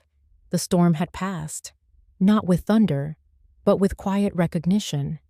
The dockside room settled into new rhythms, Miguel's leadership steady and sure. He called once, mostly to thank me again. "The staff's proud to know who really owns this place," he said. "You gave them something to believe in." I smiled through the phone. "Then it was worth all of it." I replied. I spent most mornings at the bookstore, afternoons volunteering at the harbor shelter, the same shelter my donation had helped rebuild. The building stood near the edge of the docks, its walls painted a calming shade of blue. I liked that color. It reminded me of forgiveness, the kind that asks for nothing but peace. One morning, Vivian Park came to town. She arrived in her usual calm, composed way, holding a briefcase and a smile. "Mrs. Grant," she said warmly, "you've caused quite the ripple in the city." "I've heard," I said, laughing softly. She laid a folder on the table between us. "This is the final documentation for your donations. The Harbor Foundation has named the new kitchen after you, the Sylvia Grant Community Kitchen." I stared at the name printed in bold letters, feeling both proud and uneasy. "That wasn't necessary," I said. "It wasn't about necessity," Vivian replied. "It was about gratitude." We visited the shelter that afternoon together. The kitchen bustled with volunteers, the air thick with the scent of bread and roasted vegetables. A banner hung near the door with the words, "Dignity serves here." I hadn't approved it, but the phrase brought tears to my eyes. Vivian read aloud from the letter she'd brought for the small opening ceremony. Her voice was clear, unwavering. Mrs. Grant's generosity reminds us that justice need not be loud to be profound. Her quiet strength has turned one woman's pain into nourishment for many. People clapped politely, but I couldn't stand the applause. I raised my hand and said softly, "Please, I only did what I could. The real work is what happens here every day." After the ceremony, I found myself in the back corridor, watching the volunteers prepare meals. Their laughter filled the space like light. That was all I'd wanted, to create a circle where kindness could survive without condition. It was later that evening, as the light began to fade, that Marcus appeared again. He stood in the doorway of the shelter, hesitating like someone unsure if they belonged. He was dressed plainly, his hands clean but calloused, his face tired yet different, humbled. "I heard about the kitchen," he said quietly. "They said you're the one who made this possible." "I helped," I replied, "but others do the real work." He nodded, his gaze drifting to the bustling room behind me. "It's beautiful," he said. "You built something good." "Good things can grow from ruin," I said. He hesitated, then asked, "Do you think there's a place for me here? Not as your son, but as someone who needs to learn how to do better?" I studied him. His eyes didn't carry the restless arrogance they once did. They were open now, uncertain, searching. "That depends," I said. "Are you asking for charity or responsibility?" "Responsibility," he said. "Then yes," I replied. "There's a place." Vivian, who had overheard, approached with a clipboard. "We always need help," she said kindly. "We pay modestly, but the work's honest." Marcus looked at me. "Would you be all right with that?" "I'd be proud of it," I said. He nodded, emotion thickening his voice. "Then I'll start tomorrow." As he turned to leave, he paused. "Mom?" "Yes?" "Thank you for not giving up on me," he said. I smiled faintly. "You gave me plenty of reasons to, Marcus. But life's too short to stay angry at what can still be mended." That night, after everyone left, I stayed behind to clean up. The quiet felt sacred. I ran my hand along the counter, still warm from the day's work, and thought of how full circle it had all become. The same hands that had once written checks in quiet despair were now serving food in quiet grace. Later, as I walked home along the pier, the tide was low, the air cool and clean. I passed by the dockside room, its windows glowing warmly against the dark. Through the glass, I saw Miguel closing up for the night. He caught sight of me and raised his hand. I waved back, the kind of wave that carries closure instead of distance. At the corner near the bookstore, I paused. The moonlight shimmered on the water, a soft reflection of everything I'd lost and everything I'd rebuilt.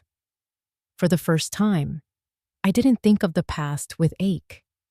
I thought of it as a teacher, stern, patient, necessary. When I reached my apartment, I sat by the window with a cup of tea. The silence was full but gentle, like a song that didn't need words. The ledger was no longer on the table. I had burned it that morning, its ashes carried away by the sea breeze. Some records don't need to be kept once the lessons are learned. In its place, I left a new notebook, blank, waiting for beginnings instead of endings. I wrote the first line before turning out the light. Mercy is the final form of justice.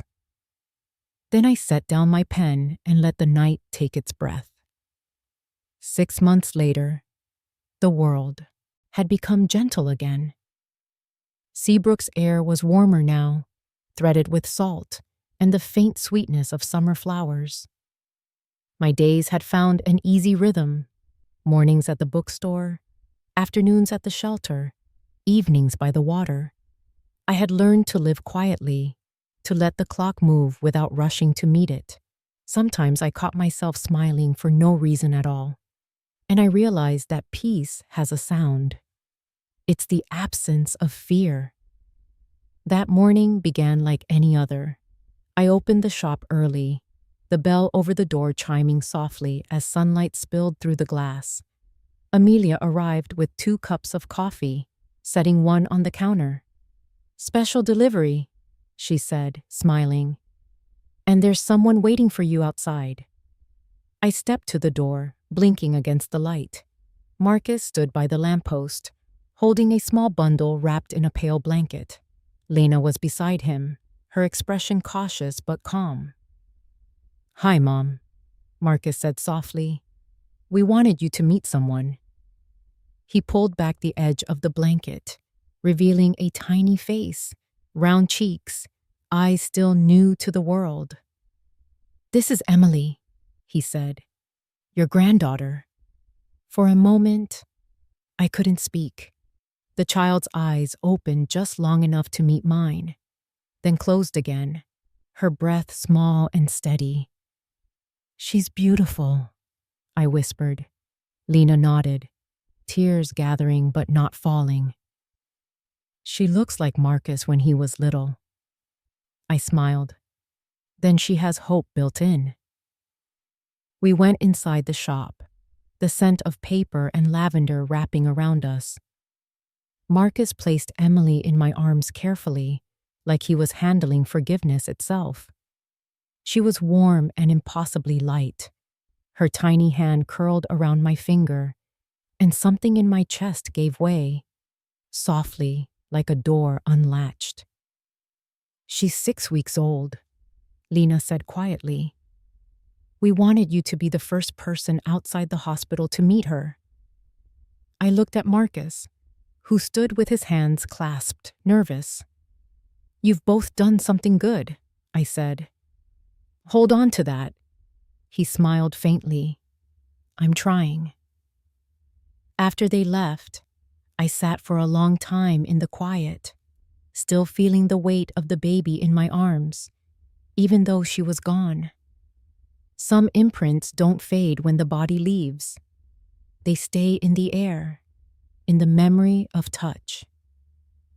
That evening, I walked home slowly, the sun dropping low over the harbor. My apartment was exactly as I'd left it, tidy, calm, lit by the last orange glow of day. On the table waited an envelope I had prepared months earlier, sealed and addressed to Marcus. I'd written it after our talk at the shelter, but I hadn't given it to him. Not until now. I took the old house key from the drawer and slipped it inside the envelope. The metal was worn smooth, edges softened by years of unlocking doors that no longer existed. I added a folded page, the letter I'd written in careful, steady lines. It read, "My dear Marcus, this key once opened the door to the home you grew up in, the one I thought I needed to keep our family together.